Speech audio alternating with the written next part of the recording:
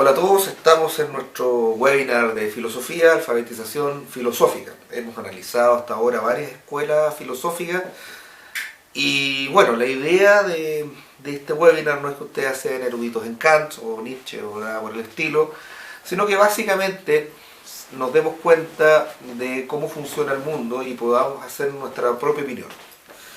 La última vez hablamos de Michael Hart y Antonio Negri, de su libro Declaración, en el cual ellos hablaban de 4 estrategias de manipulación usadas por el imperio. Hoy día vamos a seguir en esa línea, vamos a hablar de don Noam Chomsky. Chomsky es un lingüista norteamericano, pero no vamos a hablar de su trabajo en lingüística, que además ha sido un activista político y debemos decir que es un filósofo importante de carácter marxista, aunque él dice que no es marxista. Él ha sido citado muchas veces por Slavoj Žižek y sin embargo a Chomsky no le gusta Žižek. No sé por qué, no conozco las razones, pero así sucede. Chomsky dice que el lenguaje que usa Žižek es muy extraño, que tiene ese típico lenguaje teórico que a él no le gusta, que no se hace entender con la gente, ante lo cual Žižek dice: yo no sé por qué no me quiere si yo siempre lo cito y para mí es un referente, pero bueno, así son las cosas ahora. El caso es que él también habla de estrategias de dominación y él las divide en 10. Estas estrategias yo creo que todos las hemos visto y vamos a tratar de verlas con ejemplos concretos, lo cual tiene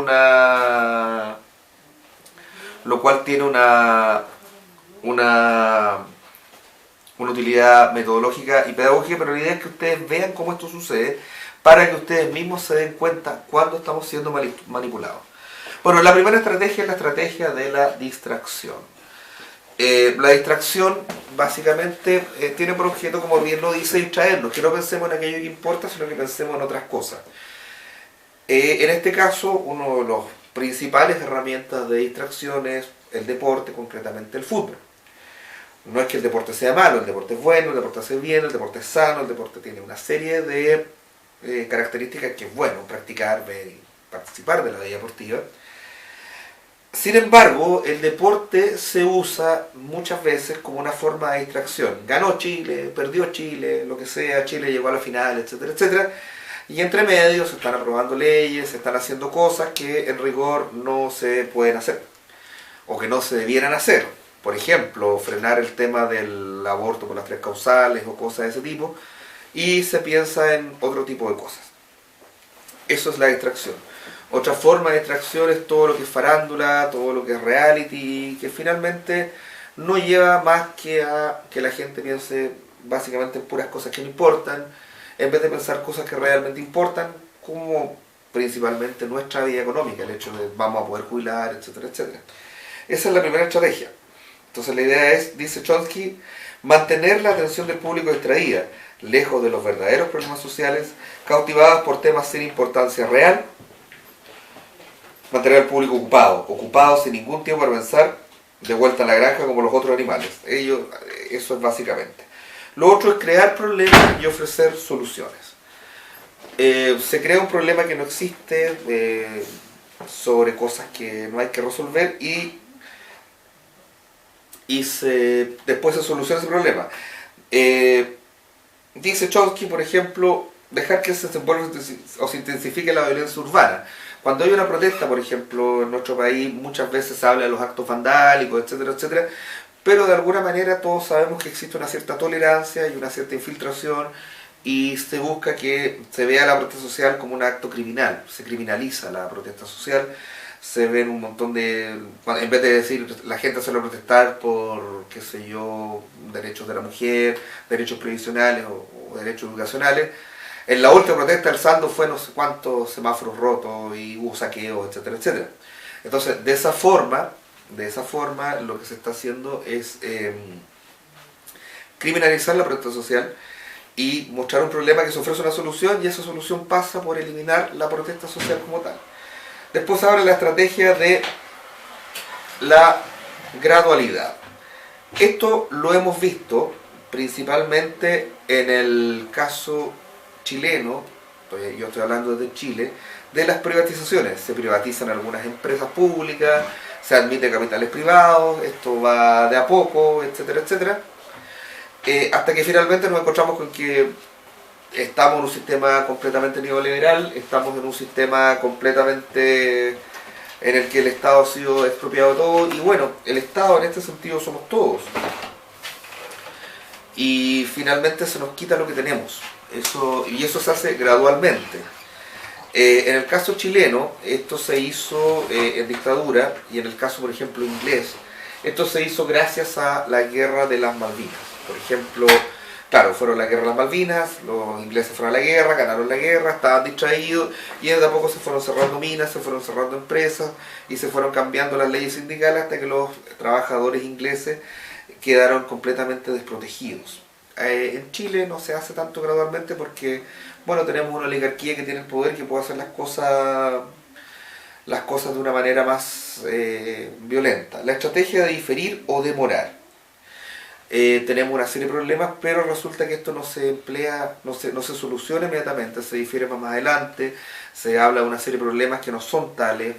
Hablamos, por ejemplo, del caso del matrimonio igualitario, que se trata de diferir, Chile no está preparado para, qué sé yo, el caso del Sename, estamos hablando de cuestiones que dan para largo, etcétera, etcétera, y finalmente el problema no se resuelve. La idea es no resolverlo, punto. Y lo otro, dirigirse al público como criaturas de poca edad, como si fuéramos todos niños. Esto es algo que usan mucho los políticos, nos tratan de decir ustedes no entienden. Me tocó una vez estar en una reunión de la Unión Nacional de Artistas, que era a propósito de la televisión digital, y llegó un personero de gobierno al que no voy a nombrar, y nos dio una clase sobre cómo funcionaba la televisión digital. Ahora, yo estaba como guionista simplemente, sin embargo, en ese evento estaba la gente que más sabía de televisión en Chile. Y bueno, que llegara un ministro que no tenía idea de decir, ustedes no se dan cuenta cómo esto funciona. Sí, la gente que estaba ahí sabía cómo funcionaba, pero claro, se les minimizó, se les trató como personas de poca edad, como si fueran niños. Y de esa forma el gobierno manipula. En este caso ese esfuerzo no resultó, porque la gente que estaba ahí era precisamente experta en el tema que se estaba discutiendo. Lo otro, y esto lo van a ver mucho, utilizar el aspecto emocional mucho más que la reflexión. Esto es básicamente que en vez de decirte, mira, lo bueno de esto es esto, lo malo de esto es esto otro, etcétera, etcétera, yo te hable, bueno, esto va a ser por el futuro de Chile, en realidad yo estoy con los trabajadores, y una serie de frases que se dicen en estos casos, que en rigor no dicen nada. En rigor, lo que se está haciendo con esto es simplemente apelar al aspecto emocional. No lo hemos visto eso ahora último en Chile, aunque sí un poco. Por ejemplo, la presidenta Michelle Bachelet, más o menos como una suerte mamá, y habla que todos los chilenos tienen que tener acceso a la educación, y etcétera, etcétera. Sí, pero ¿cómo tiene que hacerse esto? ¿De dónde va a salir la plata de esto? Se hace una reforma tributaria que golpea terriblemente a la clase media, en algunos aspectos más que la clase alta, mientras que las mineras siguen sin pagar el royalty. Pero se apela al aspecto emocional, que todos vamos a tener educación, etcétera, etcétera, y una serie de cosas. Ahora, ¿qué educación vamos a tener? Eso es otro tema. Por ejemplo, claro, todo el mundo va a salir a la universidad, pero ¿con qué título? O sea, ¿y para qué? Entonces, es eso, digamos, lo principal. Eso es una de las cosas que se usa como estrategia de dominación. Lo otro, mantener al público en la ignorancia y la mediocridad. En esto normalmente juegan un rol muy importante los medios de comunicación. Yo ya no veo televisión abierta, pero la televisión abierta básicamente se trata de puras idioteces. Ver un matinal, yo cuando he tenido que ir a un banco o hacer una cola y esperar que tienen puesto el matinal, es verdaderamente angustiante ver cómo se hace ese tipo de cosas. En este momento sé que existe un programa que se llama La Hermandad, que habla de cuestiones ocultistas, que francamente no son más que supersticiones, y es volver atrás. Es dejar salir de la razón y volver a antes del siglo XVIII, antes de Kant, antes de que toda esta gente que nosotros ya vimos nos dijera, la razón es capaz de explicar el mundo, para que aparezca una medium que diga que los muertos le hablan. O sea, eso es una forma de mantener a la gente en la ignorancia y en la mediocridad. Estamos volviendo a la Edad Media, falta que casen brujas, sería pero ya lo último.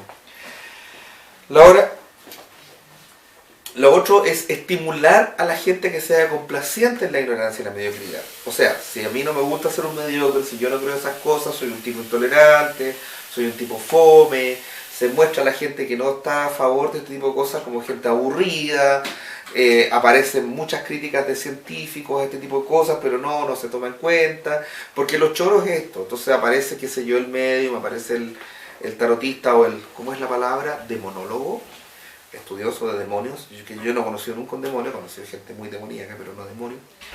Y bueno, y eso se ve como complaciente, eso se ve como los choros, eso se ve como los taquilleros, mientras que la persona que estudia, la persona que se prepara, así como gente como uno, termina siendo un nerd, a los niños que sacan buenas notas les hacen bullying, porque claro, no queremos que haya gente inteligente, no queremos que haya gente que cuestione, porque la gente que cuestiona, ¿qué es lo que cuestiona finalmente?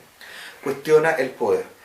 El paso que sigue es reforzar la culpa interior. Yo tengo la culpa de lo que me pase. Aquí hay dos cosas importantes. Toda esta doctrina de autoayuda. Tú eres capaz de sanar tu vida. Decrétalo. Tú eres capaz de hacer. Si no te resulta, tú piensas que tú estás haciendo algo mal. Muchas veces hay un sistema. Tú dices, ¿por qué yo no soy millonario? Si he trabajado, a lo mejor no he hecho las cosas bien. Pero si tú ves la mayoría de la gente millonaria, por ejemplo, por lo menos en mi país, Chile, en este caso, la mayoría de la gente millonaria tienen los mismos apellidos, son hijos de millonarios, nacieron millonarios, y básicamente son re pocos los que son, como se dice, self-made man. Yo tengo un gran amigo en Estados Unidos que él me contaba, me decía, mis papás llegaron de Colombia, semi-analfabetos, y yo estuve en el colegio, estuve en la universidad, y logré ocupar el cargo de CEO, que es como jefe. Él no hablaba en castellano muy poco, o sea, hablaba castellano sin acento, pero su vocabulario español era bastante limitado, porque él decía, yo solo aprendí español hasta el quinto de primaria, de ahí en adelante yo hablé todo en inglés y mi vocabulario en español no es muy bueno. Bueno, pero él se jactaba, por ejemplo, de ser de un origen humilde y de haber llegado donde llegó gracias a su esfuerzo y a su intelecto. ¿Cuánta gente han conocido, por ejemplo, en Chile que haga esto? La mayoría no lo hace. La mayoría de la gente que, incluso hay gente que lo ha logrado, se va a inventar ancestros nobles, se va a inventar una serie de cosas. ¿Por qué? Eso es una de las cosas. Pero acá no. Pero acá como tenemos eso, pero la gente tampoco se da cuenta de eso. Entonces la gente cree, por ejemplo, que si yo no logro mis metas es mi culpa. No se dan cuenta que llegó un tipo de un apellido con muchas R que ya nació gerente antes que tú y que nunca te iban a dar el cargo porque él ya lo tenía ganado solo por el hecho de nacer con ese apellido. Entonces tú tienes la culpa de no lograrlo, tú tienes la culpa de no lograr tus metas, yo tengo la culpa de no poder lograr, etcétera, etcétera, cuando en el fondo lo que está ocurriendo es que hay una oligarquía que tiene el poder que reserva esos lugares para ellos. Yo creo que a muchos nos ha pasado esto y muchos lo hemos visto. Ahora, el último es conocer a los individuos mejor de lo que ellos mismos se conocen. Existen una serie de disciplinas como la neurociencia, la psicología, que han terminado sirviendo al marketing. Cuando tú ves un comercial de televisión, o cuando tú ves una película muchas veces, incluso una serie, este comercial no solamente está hecho por artistas o guionistas, hay psicólogos, sociólogos y otros profesionales detrás que te dicen, si tú usas este color y pones esto en este plano, lograrás una serie de impulsos, una serie de impresiones lleguen a la cabeza de las personas y de esa forma la gente esté más susceptible de recibir influencia. Básicamente el solo hecho de ver televisión, estar mucho rato ver televisión, te vuelve mucho más dócil, te vuelve mucho más propenso a ser dominado por otros.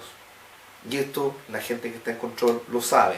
En un departamento de marketing no hay solamente artistas ni creativos, hay psicólogos, hay sociólogos, hay un montón de gente que te dice sí, pero cambia esta frase y ponla de esta otra manera, porque de esa forma tú estás imponiendo esta idea y eso va a llegar al inconsciente de la persona. ¿Sabemos de lo que estamos hablando? No, no sabemos. Acaba de ser una forma de dominación. Yo lo he usado muchas veces en negociaciones y cosas así. Oye, tú sabes de lo que estoy hablando. No, no sabes, pero la gente cree que sí. Es una forma de jugar.